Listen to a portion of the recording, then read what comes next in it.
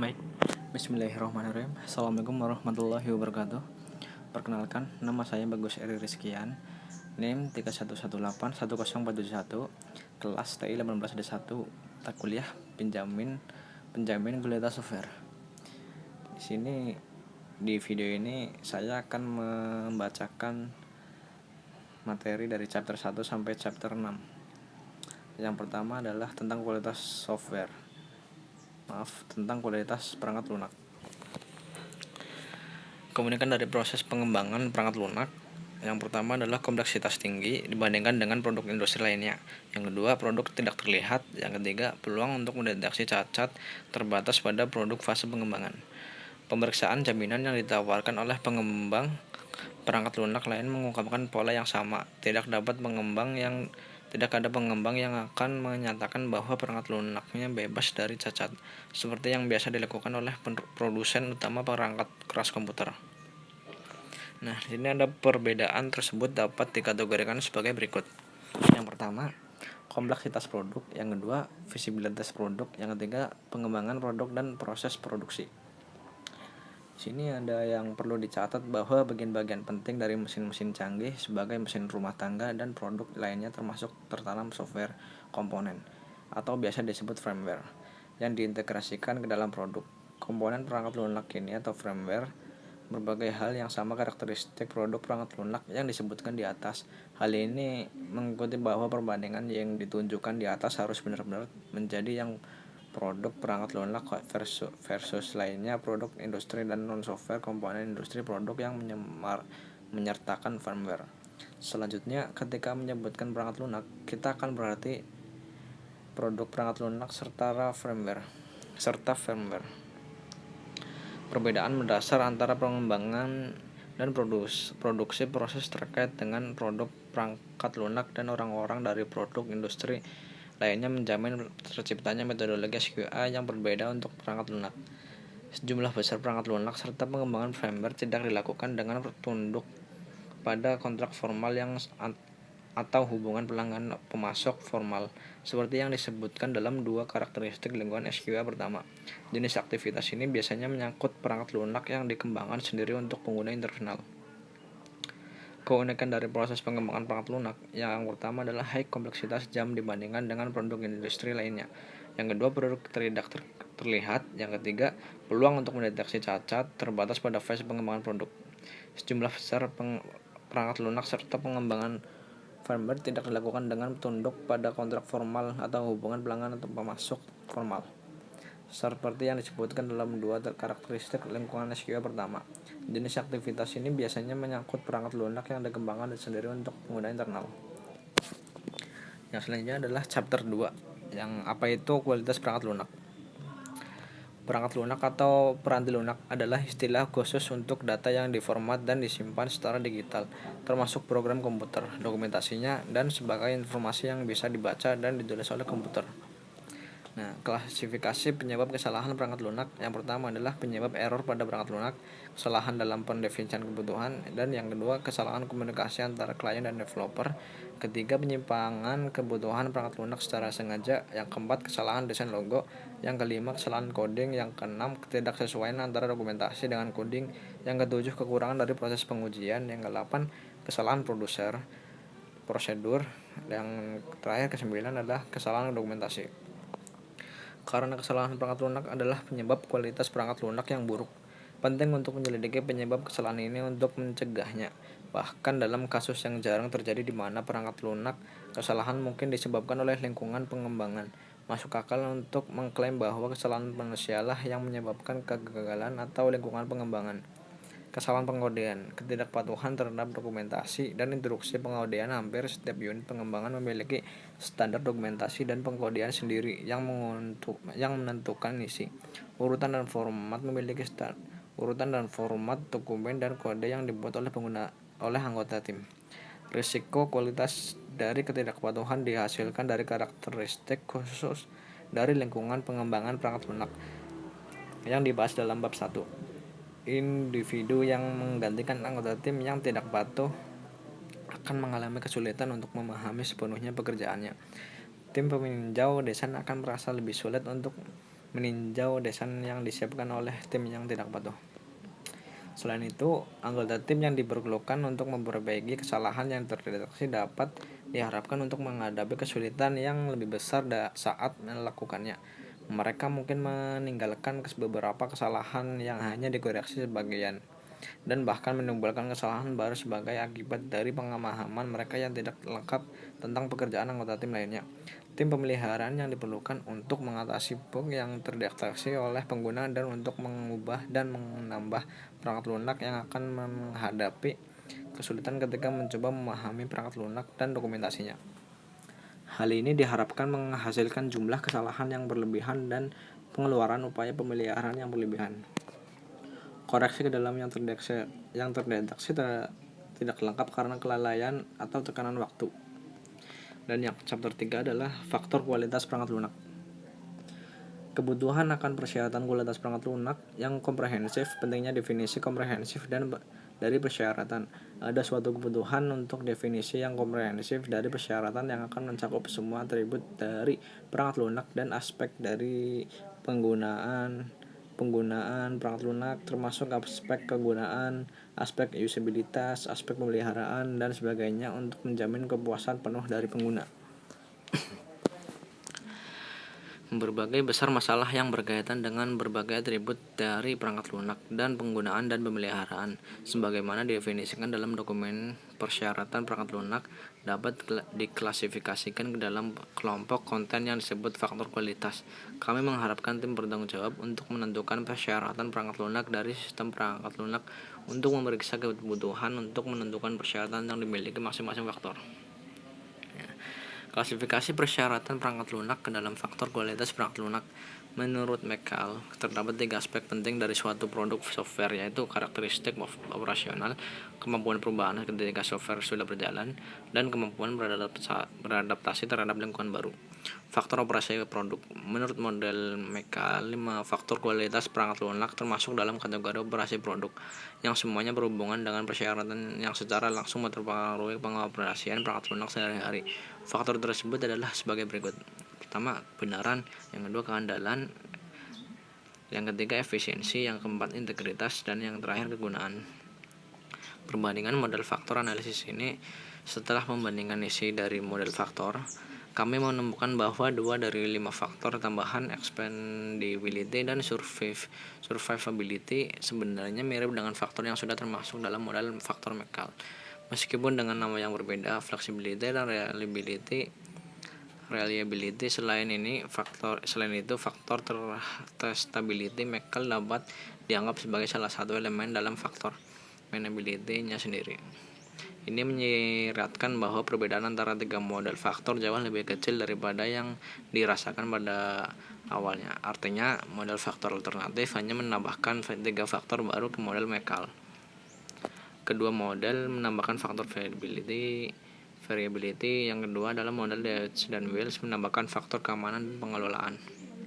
Nah, kesimpulannya adalah faktor kualitas perangkat lunak merupakan salah satu pendekatan atau metode di dalamnya terdapat beberapa karakteristik sebagai model untuk menilai dan memastikan kualitas pada software.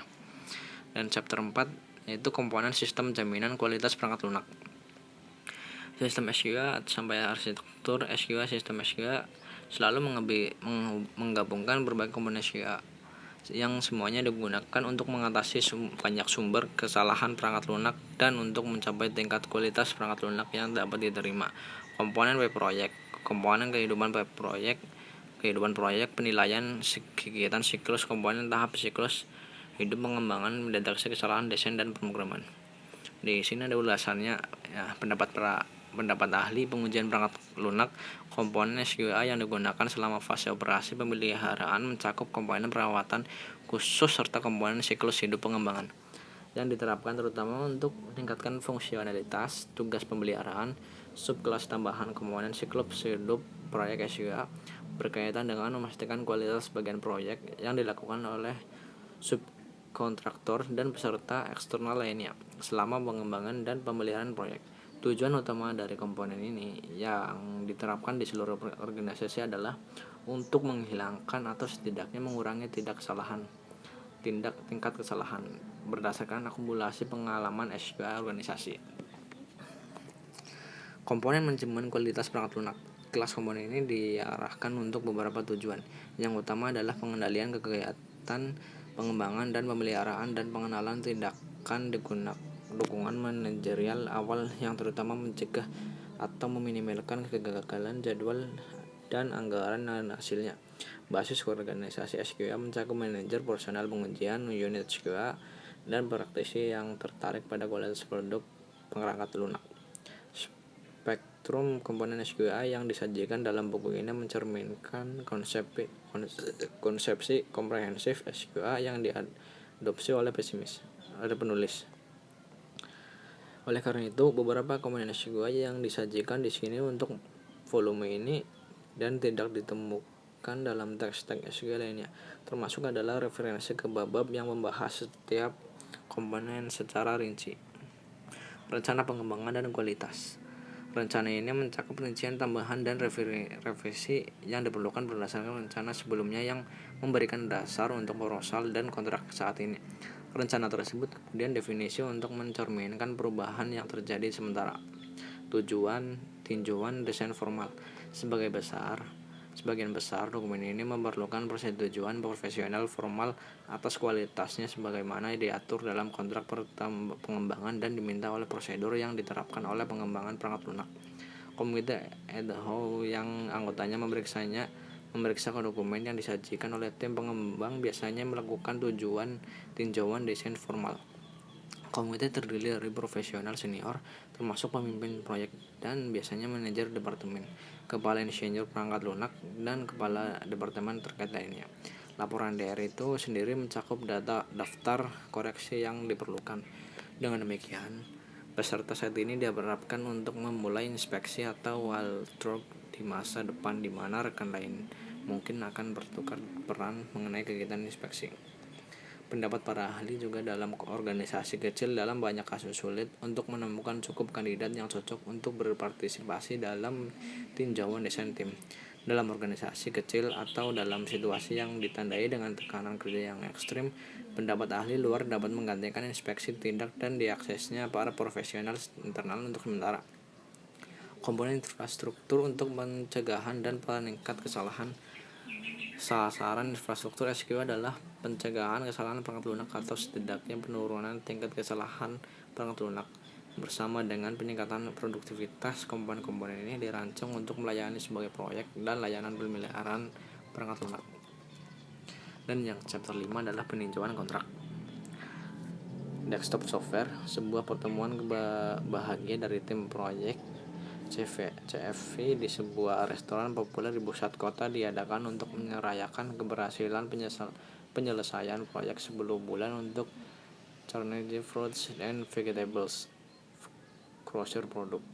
Sistem informasi yang baru mencatat penerimaan produk dari petani, memproses pesanan ke klien ketika klien dan menghasilkan pengirim ke klien atau pedagang sayuran dan supermarket, menagih klien dan menghitung pembayaran yang dilakukan ke petani.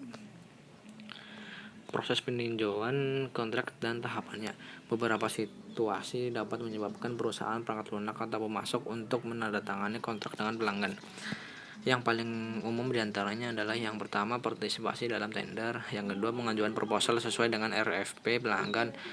Yang ketiga, penerimaan pesanan dari pelanggan perusahaan, penerimaan permintaan atau pesanan internal dari departemen lain dalam organisasi.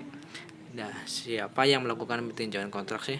Nah, yang pertama ada pemimpin atau anggota lain dari tim proposal, yang kedua anggota tim pengusul, yang ketiga seorang profesional luar atau anggota staf perusahaan yang bukan anggota tim proposal, yang terakhir sebuah tim ahli dari luar. Nah, di sini ada juga faktor-faktor yang mempengaruhi tingkat tinjauan kontrak. Yang pertama, besaran proyek, Yang kedua, kompleksitas teknik proyek. Yang ketiga, tingkat kenalan staf dan pengalaman di area proyek, kompleksitas organisasi proyek. Nah, di sini implementasi tinjauan kontrak untuk proposal utama. Proposal utama adalah proposal untuk proyek yang dicirikan oleh setidaknya beberapa hal berikut. Yang pertama, proyek berskala yang sangat besar. berkompleksitas teknis yang sangat tinggi, area profesional baru untuk perusahaan, dan kompleksitas organisasi yang tinggi. Yang kedua adalah pelaksanaan proses tinjauan kontrak untuk proyek besar biasanya melibatkan kesulitan organisasi yang substansial. Beberapa cara untuk mengatasi kesulitan ini disarankan di sini. Mengikuti tinjauan faktor-faktor yang menyebabkan kesulitan untuk menyelesaikan tugas dengan lancar. Dan di sini yang kesimpulannya adalah dengan itu kita dapat menyimpulkan bahwa proyek internal yang dilaksanakan bagi pelanggan internal lebih rentan terhadap kegagalan dalam proyek yang dikontrak oleh perusahaan luar. Dan yang terakhir adalah chapter 6 yang pengembangan dan rencana kualitas. Departemen pengembangan perangkat lunak dapat menikmati keuntungan. Yang pertama, menghindari pembengkakan anggaran. Yang kedua, menghindari kerusakan pada proyek lain yang disebabkan oleh penundaan pelepasan tenaga profesional. Yang terakhir, menghindari penghilangan status pasar. Dan manfaat mempersiapkan rencana pengembangan dan kualitas untuk proyek internal adalah yang pertama, departemen pengembangan. Yang kedua, pelanggan internal akan menikmati pengurangan risiko keterlambatan. Yang ketiga adalah perusahaan akan menikmati pengurangan risiko keterlambatan masuk produk perangkat sampai lunaknya ke pasar. Di sini ada tujuan pengembangan dan rencana mutu. Tujuan rencana adalah untuk memberikan dasar bagi A. menjadwalkan kegiatan pengembangan, yang B. merekrut anggota tim dan mengalokasikan fasilitas pengembangan, yang C. menyelesaikan risiko pengembangan, D. menerapkan kegiatan risiko yang diperlukan unsur-unsur rencana pengembangan. Nah, 11 jenis elemen merupakan rencana pembangunan. Yang pertama adalah produk proyek, yang kedua antarmuka proyek, yang ketiga metodologi proyek dan alat pengembangan, yang keempat adalah standar dan produk pengembangan perangkat lunak, yang kelima pementasan proses pengembangan, yang keenam adalah tonggak proyek, yang ketujuh adalah organisasi staf proyek, yang kedelapan fasilitas pembangunan yang dibutuhkan, yang kesembilan risiko pengembangan, yang ke-10 metodologi kontrol, dan yang terakhir adalah perkiraan biaya proyek. Mungkin itu aja penjelasan dari saya. Mohon maaf bila ada kata-kata yang kurang pas atau kata-kata yang salah, mohon dimaklumi. Sekian dari saya. Assalamualaikum warahmatullahi wabarakatuh.